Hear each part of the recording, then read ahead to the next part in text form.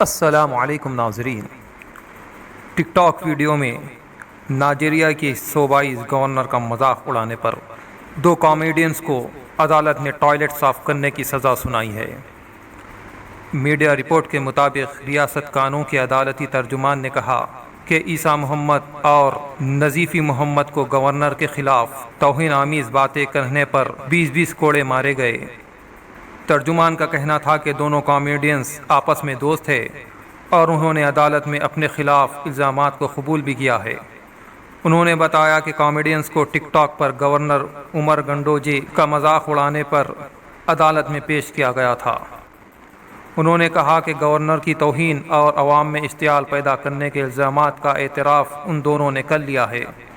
Report میں کہا گیا ہے کہ کامیڈینز نے یہ ویڈیو آج سے 4 سال پہلے بنائی تھی جو اب دوبارہ وائرل ہو رہی ہے، اسی وجہ سے انہیں گرفتار کر لیا گیا ہے۔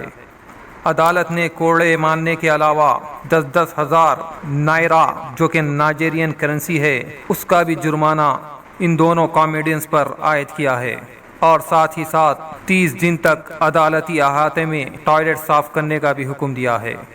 ملزمین کو حکم دیا گیا کہ وہ گورنر گنڈوجے سے معافی بھی مانگے اور اس کی ویڈیو بنا کر اپنے ٹک ٹاک پر اپلوڈ کریں۔